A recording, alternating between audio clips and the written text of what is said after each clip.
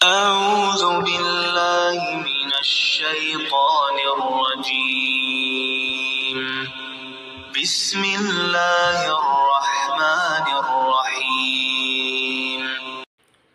फजल हमदर्द Iraq गया, Karbala गया और अपना अहवाल बयान करता है कि मुझे शिया हजरात से बहुत प्यार मिला। मैं जब पहुंचा तो मैंने नमाज़ पढ़ी तो लोगों ने देखा कि एक सुन्नी नमाज पढ़ रहा है। तो जब नमाज ख़त्म हुई तो इमाम साहब और बाकी मकामी लोग आ गए और उन्होंने मुझे चूमा, मेरा माथा चूमा, मुझसे मोहब्बत से पेश आए। ये उनकी मोहब्बत थी, ये उनका तरीक़ाकार है। बहुत अच्छे लोग हैं। अरे भाई, तुमने सुन्नियों वाले तरीके पर नमाज पढ़ी क्यों थी? तुम्हें क्या ज़रूरत है? मुनाफ़कत करने की बेटा, तुम्हें कोई ज़रूरत नहीं है। तुम जो हो वैसे रहो। पूरे पाकिस्तान में सब लोग जानते हैं, जो तुम्हारे बयान सुन लेते हैं कि तुम शिया हो, राफ़ज़ी हो। जब सब लोगों को पता है तो तुम अपने आप को फिर क्यों धोखे में रखते हो कि मैं लोगों को ठग रहा हूं? कोई एक भी सुन्नी बंदा तुम्हें सुन्नी नहीं मानता। सब लोग जानते हैं कि तुम राफ़ज़ी हो, तुम शिया हो। फिर अपने आप को धोखे में रखना कि मैं अहले सुन्नत के लोगों को कैल कर रहा हूं, उनको गुमराह कर रहा हूं। नहीं बेटा, नहीं, इस तरह नहीं है। तुम्हें कोई भी सुन्नी नहीं समझता। तुम जैसे हो वैसे नमाज अदा करो, वैसे अमाल करो। कोई तुम्हें अहले सुन्नत में नहीं समझता।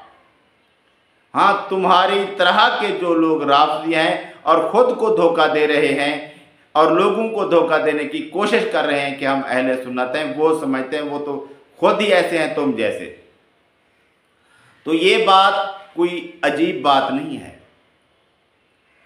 जो लोग भी इसी तरह के किसी फील्ड में होते हैं, मजहबी फील्ड में, जो लोग इस्लाम को छोड़ चुके होते हैं, हकीकत में राफ़ज़ियत से भी हटकर अपने आप को मुसलमानों वाला सिर्फ नाम रखते हैं, इस्लाम पर, कुरान मजीद पर और नबी सल्लल्लाहु अलैहि वसल्लम पर एतराज़ात करते हैं, उन लोगों को यूरोप वाले बहुत अच्छा मकाम देते हैं, उनकी इज़्ज़त करते हैं, उनकी सिक्योरिटी करते हैं। सलमान रुश्दी तुम्हारे सामने है, कादियानी भी सामने हैं और भी काफ़ी सारे लोग हैं, नाम लेने की ज़रूरत नहीं है, सब लोग जानते हैं, काफ़ी लोग होते हैं।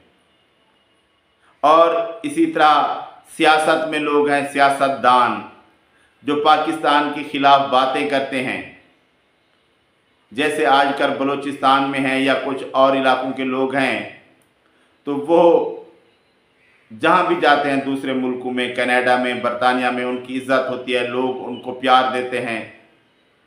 वो लोग इधर पाकिस्तान के ख़िलाफ़ होते हैं। इसी तरह सोशल एक्टिविस्ट हैं, चाहे मेल हैं चाहे फीमेल हैं, जो इस्लामी मुआशरे के ख़िलाफ़, पाकिस्तान के ख़िलाफ़ बातें करते हैं, उनकी बहर इज़्ज़त है, लोग उनकी इज़्ज़त करते हैं।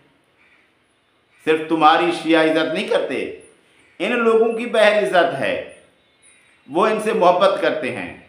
तो जो शख्स कौम का गद्दार होता है, दूसरे लोग उसकी इज़्ज़त करते हैं, उसे प्यार करते हैं कि ये किसी का गद्दार है, उस कौम को धोखा दे रहा है। इसलिए वो लोग जो उस कौम को नुकसान पहुंचाना चाहते हैं, वो उसकी इज़्ज़त करते हैं, उसके हाथ पांव चूमते हैं, उसको बहुत ही प्रोटोकॉल देते हैं। ये कोई नई बात नहीं है बेटा। लेकिन हाँ, तुम्हारे मामले में एक फ़र्क है कि तुम्हें अहले सुन्नत लोग अहले सुन्नत नहीं समझते, और राफ़ज़ी भी तकरीबन तुम्हें राफ़ज़ी नहीं समझते सही तरीके से। लेकिन कहते हैं कि हमारी ये तबलीग कर रहा है, इससे मोहब्बत करनी चाहिए। लेकिन तुम ना उनकी तरह नमाज पढ़ते हो, ना उनकी तरह बाकी मामलात करते हो, सिर्फ सहाबा को बुरा कहते हो, इस्लाम को बुरा कहते हो, लेकिन पूरे उधर नहीं गए। इसलिए ना उधर के रहे ना इधर के रहे, और बीच में धोबी के कता की तरह। लेकिन आजकल जैसे लोगों ने समझ लिया उसको, मैं वैसे ही कह देता हूँ, धोबी का कुत्ता, न घर का न घाट का। तुम्हारी हालत भी वही होगी है। तो ये कोई नई बात नहीं है कि तुमसे उन्होंने प्यार किया है भाई, ये इसी तरह होता है, ये कोई नया मामला नहीं है। और सिर्फ पाकिस्तान के साथ नहीं, किसी भी मुल्क का, किसी भी कौम का जो गद्दार होता है, उसके जो दुश्मन होते हैं उस कौम के, वो उससे मोहब्बत करते हैं। गद्दारों की हमेशा दुश्मन लोगों के पास इज्जत होती है, प्रोटोकॉल होता है।